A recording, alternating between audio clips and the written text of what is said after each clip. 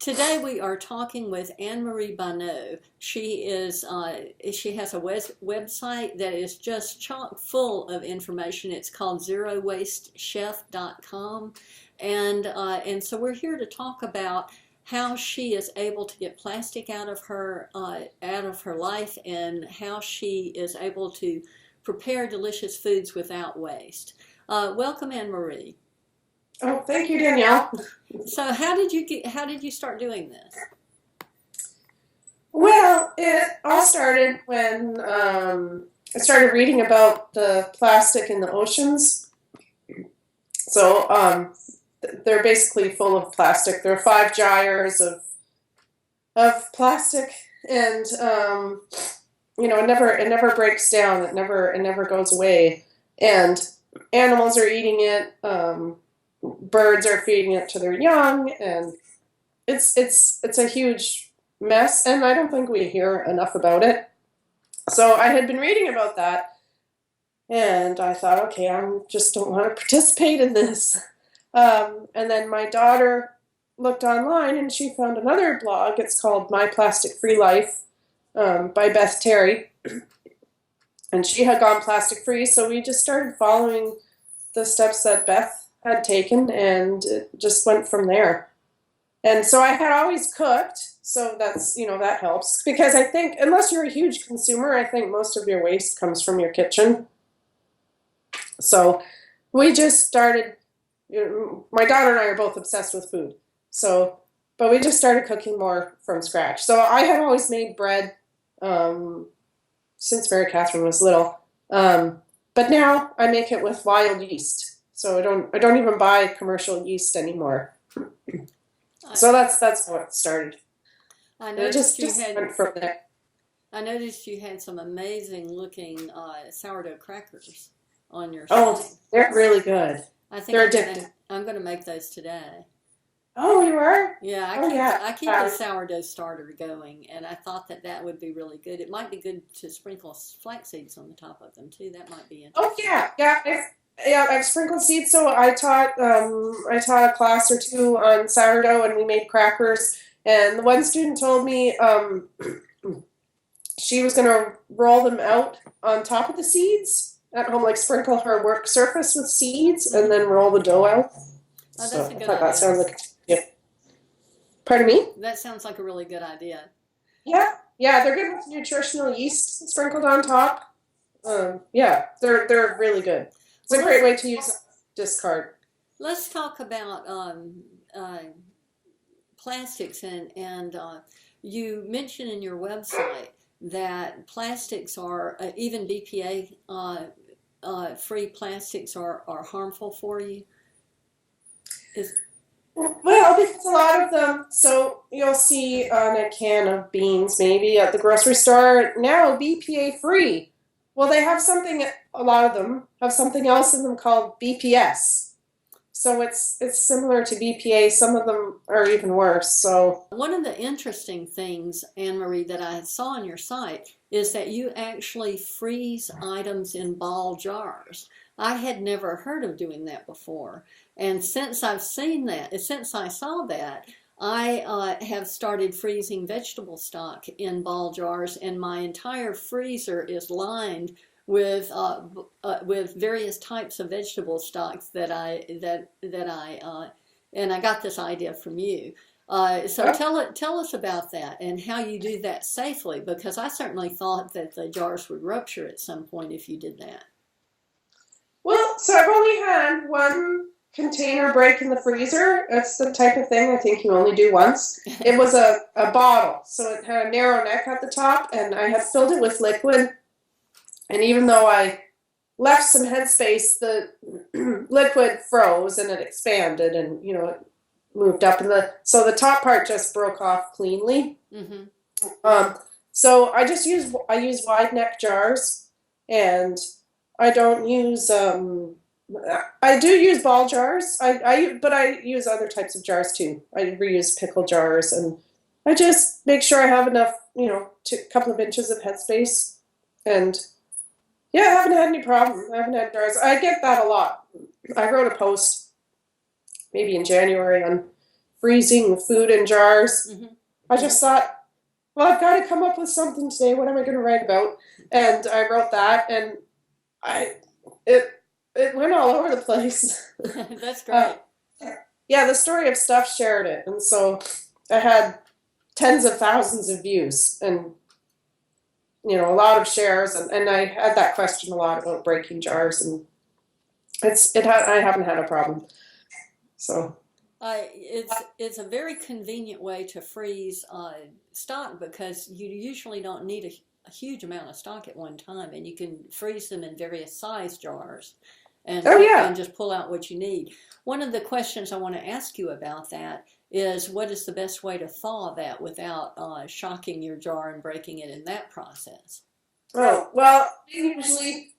So actually, this whole way of cooking takes some planning, which I think is the way we used to live.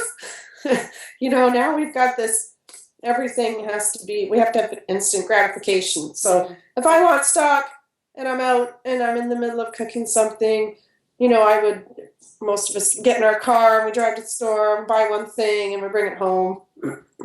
So with the stock, I just take it out of the freezer the day before and put it in the refrigerator. Oh, okay. And that's what I do. Okay, I can just for the listeners' information, I have taken it out of the freezer and Mm-hmm. have had success running it under cold water. Oh yeah. Yeah, I ran it under cold water until the edges became loose, until Mm-hmm. the ice became loose, and then I put it in the microwave on medium heat, and Oh. and I was able to thaw it very easily doing that without any breakage at Oh, all. good. Yeah, Well, so another thing you can do is freeze the stock in ice cube trays, and then when it's frozen, just move the ice cubes to a jar, and then when you need stock, you just grab a few ice cubes or grab a handful, as many as you need. right, I've done that for many years. But you also don't use plastic ice cube trays, and you look around for these other types of trays. Are they stainless steel or are they aluminum? Do you know? So I bought some at an antique fair, and I didn't realize. I just they looked so cute. I grabbed, and then I got them home, and I realized, oh, these are aluminum. Yeah. So, but you can buy stainless steel. Oh, do you have a source for that? Oh, lifewithoutplastic.com. Oh, good. That's good It's a to know. fantastic store. Oh, they have everything. I bought my safety razor there. I have, a stainless steel razor that I use real razor blades in. Oh, good. The disposable Gillette. Yeah, I love it. And I also I use a clean blade for scoring my bread, my Yeah, sourdough bread. Yeah, it totally changed my bread yeah. I do that because too. it's such a sharp edge and it allows the bread to expand. So yeah, it's a great little, I mean not little, great shop, online store. I really think your sourdough bread is gorgeous. Oh, thank you. I haven't had mine come out as pretty a cut as you did with the little star on top. Uh, Oh, yeah, I I just cut an X across the top. I've done that too, but it still didn't come out that pretty. Yeah. Oh, I thanks. think I'm using a La Roche bread, uh, uh, stone cooking stone with the Mhm. lid. I think and La Cloche is what it's called. And I think when I turn my bread over into the cooking stone, I always manage to screw that up. I Oh, always manage to have kind of an lopsided looking thing. I think I just get kind of scared of my stone and yeah. throw it in there and kind of mess it up. So I haven't really mastered that technique yet. But I'm working on it. I love making my own bread, and I don't buy commercial bread at all anymore. No. It's No. nasty, isn't it? It's yeah, it's just not very good bread, and then you have all that mess. What do you do about plastic wrap? How do you uh, wrap things if you need to?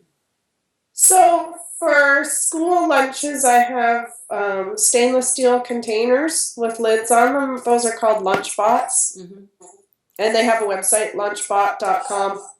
Life Without Plastic also sells them. So, you can put a sandwich in those instead of wrapping them. I'm sorry, it's lunch box. Lunchbot, B-O-T. Okay, lunchbot.com. I thought it sounded a little unusual. Okay. And then for wrapping things, I have these beeswax wraps. So they're fabric covered with beeswax, and they're really flexible and are really they kind of are sticky. Well, that's not the right word for it. Now, did you have a tutorial on how to make that? No. I bought mine, but I'm near the top of my to-do list is to make my own. I have made those, and I thought I got this tutorial from you, but I must have gotten it on another site. Oh, well, I have provided a link to other tutorials in a few posts. Yeah, I think I forget which one, but I have linked to other blogs saying this is how you make them. I just haven't done it myself yet. They're fantastic, but they're time consuming. You have to make sure you don't have any dogs around because you'll get dog hair in your beeswax. Oh, you're right. And another thing I would recommend is that you have a separate ironing board cover, because you will ruin your ironing board cover. There's just no way to do it without ruining your ironing board cover. And so I just got a new cover, and I use one for the beeswax wraps and one for the for doing whatever ironing I may be doing. And for those who aren't aware of this, I'll post a picture of this. Okay. You can take beeswax and iron it onto fabric, and what you have when you're done is a plastic wrap that has a sandwich wrap or a food wrap that has no plastic in it. And one of the things I think is interesting about this is for one thing, they're quite beautiful. The color, you can get wonderful colors, and the dye isn't going to affect your food because it's permeated with beeswax. And you can wrap tortillas in it, and you can reuse these things. They can be washed and reused. And one of the things I think you can probably do, and I haven't tried that yet, is you can take, because they break, these beeswax, when you fold it, it'll leave a crease in it. And so you have an area that's no longer permeable that is permeable, is no longer waterproof when you use it the second time. So I'm thinking that you could probably put that in a microwave for 5 seconds or so and just rub it together and re-heal that crease. Oh, maybe. That's what the homemade ones with the store-bought ones. I think they treat the fabric with, I think, jojoba oil first or something, and then that doesn't happen. I know exactly what you mean. I see. Mm-hmm. I think it'd be easy to heal. I just haven't tried it yet, and I made so many, and I made them in different sizes so I could do whatever I wanted to with it. And one of the things I like to use it for is when you're freezing food in Pyrex containers and don't want the Pyrex container lid in contact with your food. I cover it with that cloth, with that beeswax cloth, and then put the lid on. Oh, that's a great idea. Yeah, or you could just probably put a rubber band in the lid and be fine, and the cloth, and be fine. I think that would probably work as well, but it wouldn't be a stackable. Right. Yeah, and it does make for a pretty tight fit with your Pyrex lid, but you can do it. And I did that with a number of mine. Yeah. And so it's fantastic that you have all these great ideas about how to use foods in your kitchen. Like you took orange peels and you made candies out of them. Is that? And candy orange peel, they were delicious. Yeah, and you also did you make your own pumpkin pie fillings. And do you freeze those? I saw that you put them in ball jars. Is that what you do? You make your pumpkin pie filling and freeze it, or do you just use it right away? It depends. You can do either. This year, I wrote that post early before Thanksgiving, and so I froze the pumpkin, and then I thawed it before Thanksgiving and made my pie. And it worked out fine? Oh, yeah. Yep. Yeah, and fresh are foods that you can yourself, or foods that you buy fresh, are so much more delicious than the stuff that you buy in the grocery Oh store. yeah, yeah, yeah. There's no comparison. And the same, and you always buy organic ingredients. Yeah, yeah. Yeah, always buy organic. I'm trying to think of anything I buy that's not organic. No, because I shop at the farmers market a lot. I try to buy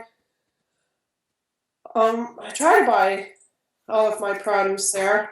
Sometimes we'll run out of something, like apples, but even I like to buy local organic food. And even during apple season, I live in Northern California where there are apple orchards, but even during apple season, I cannot get a local organic apple at Whole Foods.